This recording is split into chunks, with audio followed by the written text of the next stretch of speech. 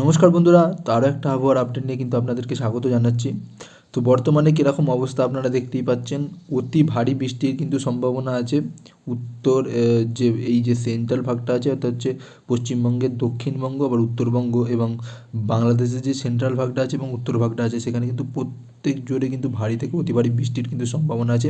অর্থাৎ আগামী দুদিন ভারী থেকে অতি ভারী বৃষ্টির কিন্তু সম্ভাবনা রয়েছে। তো আমি কিছুক্ষণের ওয়েদারের তোমার যে আপডেটটা আছে সেটা একটু চালিয়ে দেখাচ্ছি, তোমরা দেখলে বুঝতে পারবে কীরকম কী সিন আছে।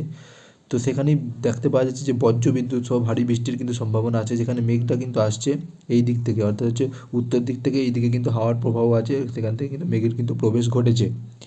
তো বর্তমানে মেঘের অবস্থান লক্ষ্য করতে পারা গেলে জেলা ওয়াইজ যদি আমি বলি, সেখানে তোমরা দেখতে পাচ্ছ দুর্গাপুরে ভালো রকম মেঘ আছে, কাটোয়া, বাঁকুড়া, বর্ধমান, শান্তিপুর, সিউড়ি, নলহাটি, ধুলিয়া, মালদা, এদিকে তোমার শিলিগুড়ি, দার্জিলিং, কোচবিহার, দিনাজপুর, বালুরঘাট, গোগরাঘাট, মহাদেবপুর, এগুলো বাংলাদেশের মধ্যে পড়ছে, বগরা, রাজশাহী, পাবনা, ঢাকা, কাপাসিয়া, মদন, সমস্ত কিছুই কিন্তু বর্তমানে কালো মেঘের আন্ডারে আছে।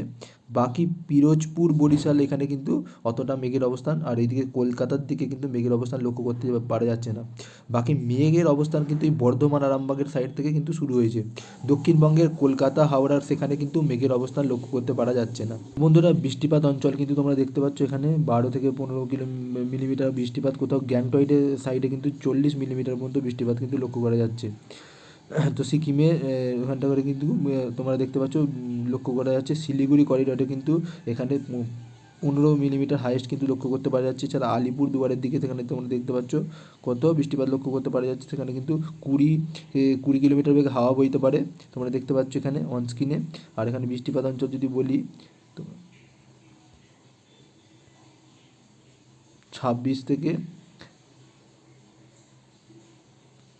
11 কিলোমিটারের মধ্যেও কিন্তু বৃষ্টিপাত একটা অঞ্চল কিন্তু আছে। এর পাশাপাশি কলকাতার দিকে তুই দেখো 2-3 মিলিমিটার বৃষ্টিপাত কিন্তু অঞ্চল এরকমভাবে কিন্তু ঘোরাফেরা করছে চারদিকে, যদি আমি এটাকে স্ক্রল করে নিয়ে যাই। আর বাংলাদেশের দিকে তোমরা দেখতে পাচ্ছ এই ওপর দিকটা করে 4 থেকে 5 মিলিমিটার বৃষ্টিপাতের ভেতরে থাকছে, আর বাকি জায়গায় 2-3 মিলিমিটার বৃষ্টিপাতের মধ্যে কিন্তু রয়েছে। তো বৃষ্টিপাত কিন্তু চলছে। তো বৃষ্টিপাত কখন কীরকম বাড়বে সেটা কিন্তু তোমাদেরকে দেখাবো অন স্ক্রিনে। তো দুপুরবেলার সময় বিকেলবেলার দিকটা করেই দেখুন মালদার সাইডে, সেখানে কিন্তু আবার বৃষ্টিপাত অঞ্চল একটা এসেছে 3 মিলিমিটারের কাছাকাছি।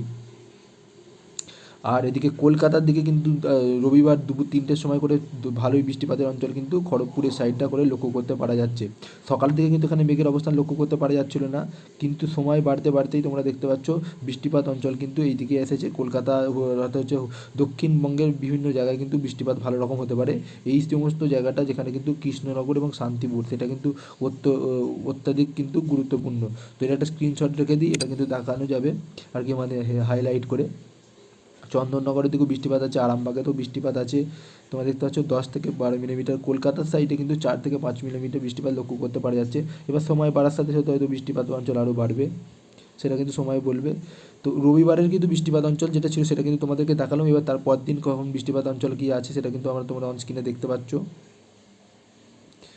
তো তারপর দিন তেমন কোনো বৃষ্টিপাত অতটা লক্ষ্য না করা গেলেও আগামী কাল কিন্তু অর্থাৎ হচ্ছে আজকে কিন্তু রবিবার ভালোই রকম বৃষ্টিপাত কিন্তু লক্ষ্য করতে পারা যাচ্ছে।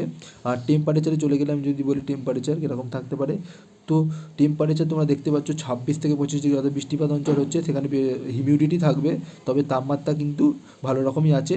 ওটা কালকের তাপমাত্রা ছিল, আজকের কিন্তু তাপমাত্রাতে রবিবার সেটা কিন্তু 28 থেকে 30-32 ডিগ্রির ভেতরে কিন্তু কলকাতাতে থাকছে। তো এই একটা সমস্ত কিছু আপডেট ছিল তোমাদের জন্য জানিয়ে দিলাম। ভিডিওটা ভালো লাগলে লাইক শেয়ার করে দেবে, আর আমার চ্যানেলে নতুন হলে অবশ্যই সাবস্ক্রাইব করবে। ধন্যবাদ, বাই বাই।